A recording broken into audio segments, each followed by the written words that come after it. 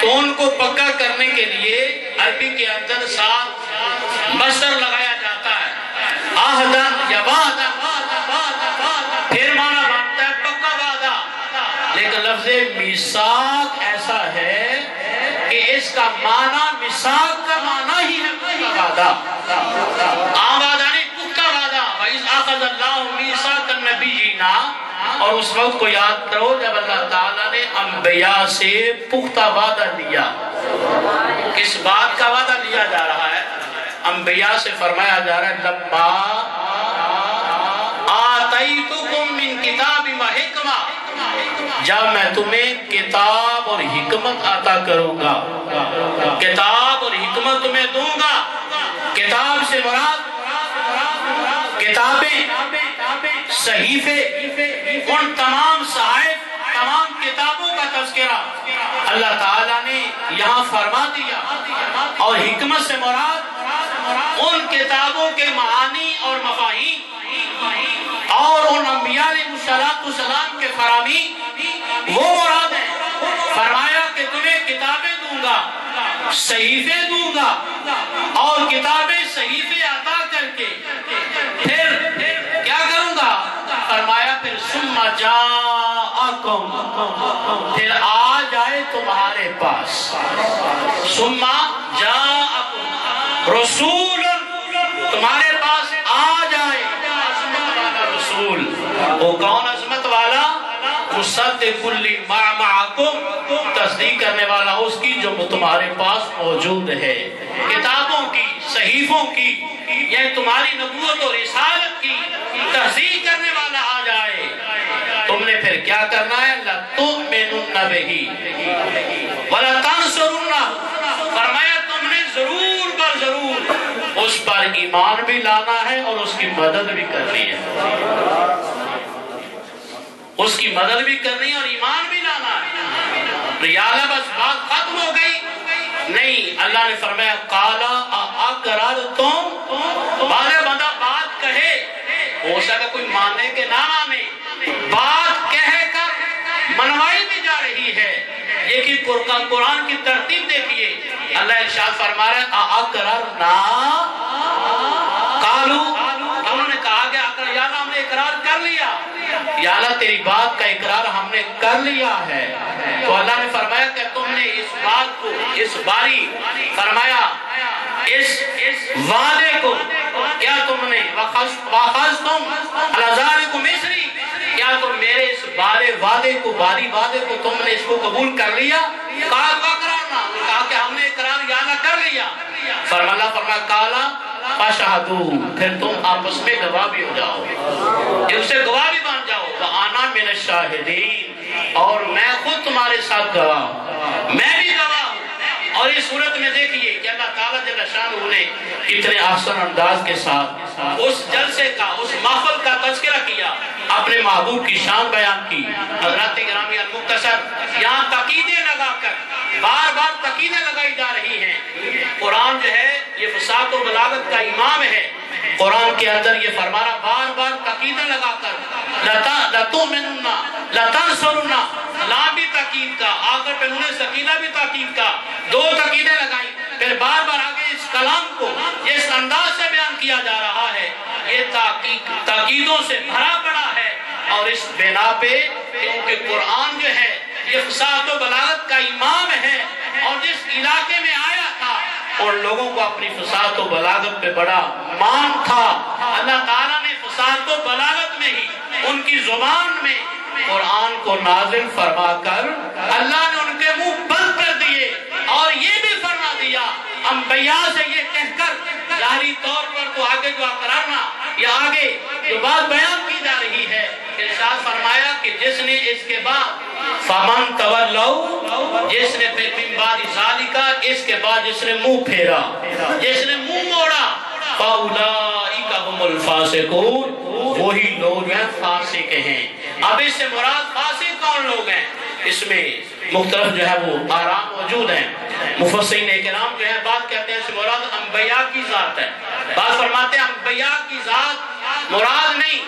اس سے مراد انبیاء کی امتیں ہیں۔ حقیقتاً حضرت علامہ صاحب صاحب روح المعانی ارشاد فرماتے ہیں، فرمایا اس سے مراد حقیقی اعتبار سے انبیاء ہیں اور مجازی اعتبار سے اس سے مراد امتیں مراد ہیں، نبی بھی مراد ہیں، امتیں بھی مراد ہیں، کہ اللہ تعالیٰ ارشاد فرما رہا ہے کہ جب میرا محبوب تمہارے ہوتے ہوئے آ جائے تو فرمایا تم نے اس پر ایمان بھی لانا ہے اور اس کی تم نے مدد بھی کرنی ہے۔ اب حضور آقا علیہ السلام عالم ارواح سے میں حضرات ایک اور صورت میں جو ہے وہ ایک اور پہلو سے اور ایک طریقے سے عرض کرتا ہوں، سرکار کا یہ نسب نامہ، یہ سرکار کا آنا، سرکار تشریف لائے عالم ارواح سے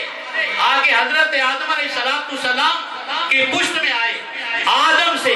شیش علیہ السلام کے پاس آئے، شیش علیہ السلام سے نوح علیہ السلام کے پاس آئے، حضرت نوح علیہ السلام سے حضرت ابراہیم علیہ السلام، حضرت موسیٰ علیہ السلام، حضرت عیسیٰ علیہ السلام، اور پھر آگے یہاں تک کہ موسیٰ علیہ السلام جو ہیں یعنی عیسیٰ علیہ السلام تو پیغمبر ہوئے، لیکن یہ نسبتیں ابراہیم علیہ السلام کی، اور اس کے بعد حضرت اسماعیل علیہ السلام سے ہوتے ہوئے آگے دوسرا نسب اسماعیل علیہ السلام نے چلتا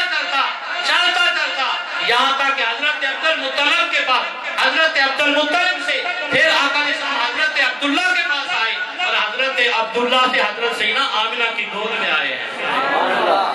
آمنہ کی گود میں آئے، جب سیدہ آمنہ کی گود میں آئے ہیں پھر کیا ہوا حضرت سیدہ آمنہ رضی اللہ عنہ جب آپ کی گود میں آئے ہیں، پھر گود میں آئے ہیں، ابھی آنے کا وقت ہے، آ رہے ہیں، آنے سے پہلے انتظام کیے جا رہے ہیں، انتظام یہ اللہ نے اپنی قدرت کے مطابق کیے ہیں۔ جب اللہ تعالیٰ نے آقا علیہ السلام کی ولادت باسعادت پر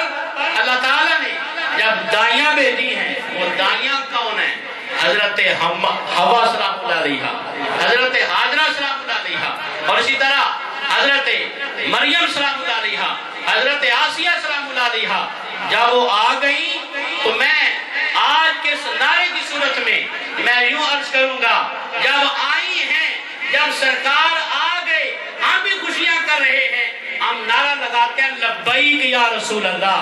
لبیک یا رسول اللہ کا مطلب کیا ہے؟ اس کا معنی یا رسول اللہ میں حاضر ہوں۔ جب سرکار آ گئے تو یقیناً وہ کہہ رہی ہوں گی، حضرت حوا بھی کہہ رہی ہوں گی، یا رسول اللہ آپ آئے ہیں، لبیک یا رسول اللہ میں بھی حاضر ہوں، حضور میں بھی حاضر ہوں۔ اور لبیک جو ہے حضرت سیدہ حاجرہ بھی کہہ رہی ہوں گی، حضرت جو ہے اسی طرح آسیہ کہہ رہی ہوں گی، حضرت مریم سلام اللہ علیہا وہ بھی لبیک کہہ رہی ہوں گی۔ اور یہ نعرہ جو ہے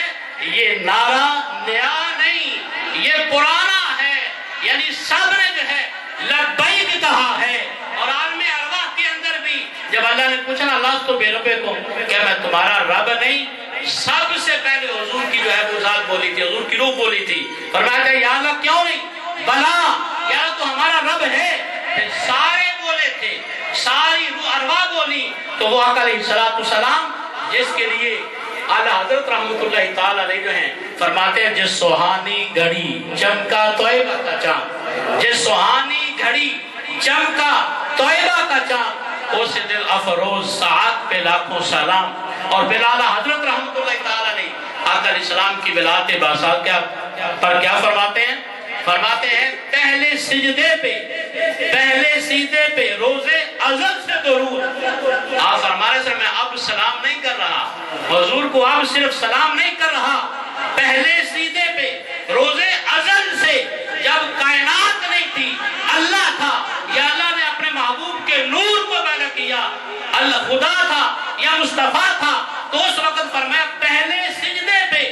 روزے ازل سے درود، یادگار یہ امت پہ لاکھوں سلام۔ اعلیٰ حضرت عقیدہ بھی بیان کر رہے ہیں اور آقا علیہ السلام کو سلام میں عقیدت بھی پیش کر رہے ہیں۔ تو حضرات گرامی کون جو ہے وہ آقا علیہ السلام کی ولادت باسعادت کے تذکرے یعنی جو طرح ہم کرتے ہیں، یعنی یقیناً وہ ایسے لوگ بھی ہیں جن کے عقائد غلط ہیں۔ وہ کہتے ہیں نبی کو تو 40 سال کے بعد پتہ چلا تھا کہ میں نبی ہوں، لیکن اعلیٰ حضرت رحمت اللہ تعالیٰ نے قرآن و سنت کا مغز اور خلاصہ بیان کرتے ہوئے شعر کے اندر فرماتے ہیں یادگاری امت پہ لاکھوں سلام، کہ سرکار جب فرما رہے ہیں امت کو یاد کیا ہے، رب حبل امتی تو جس نبی نے آتے ہوئے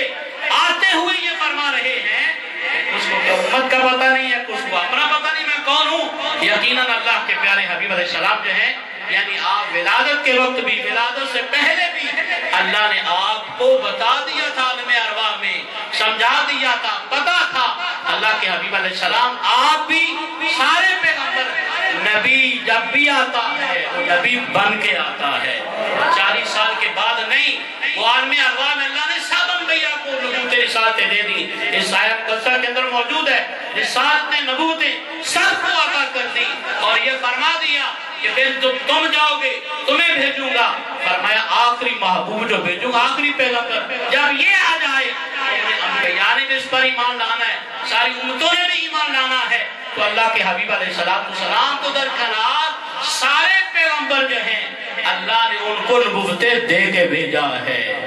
یہ نہیں کہ ان کو 40 سال کے بعد نبی کو پتہ چلتا ہے، یہ دوسرے موضوع کی بات نہیں کرتے۔ اس آیہ مقدسہ کی روشنی کے اندر یہ سب انبیاء کے بارے میں یہ بات ہے، سب رسولوں کے بارے میں یہ بات موجود ہے۔ تو حضرات گرامی، کسی شاعر کا خوب کہا ہے، محمد مصطفیٰ آئے، محمد مصطفیٰ آئے، بہاروں پہ بہار آئی، محمد مصطفیٰ آئے، بہاروں پہ بہار آئی، زمین کو چومنے جنت کی خوشبو بار بار آئی۔ اب یہ جنت کی خوشبو کہاں کہاں آئی؟ سنیے، جنت کی خوشبو بار بار آئی، یہ جنت کی خوشبو، جنت کی خوشبو مکے میں آئی، یہ جنت کی خوشبو حضرت سیدہ آمنہ رضی اللہ عنہا کے گھر تشریف لائی، یہ خوشبو جو ہے یہ صفا پہ آئی، یہ خوشبو مروہ پہ آئی، یہ خوشبو مزاب رحمت پہ آئی، یہ خوشبو حجر اسود پہ آئی، یہ خوشبو خانہ کعبہ پہ آئی، یہ خوشبو جو ہے یہاں سے مکے سے ہوتی ہوئی یہ خوشبو مدینے میں آئی، یہ خوشبو مدینے کے اندر آ کے کہاں گئی؟ سرکار نے فرمایا، حضور نے فرمایا، ما بینا روضتی و منبری ریاض میں ریاض الجنہ، پر پھر وہ فرمایا کہ جنت کا ٹکڑا بن گئی۔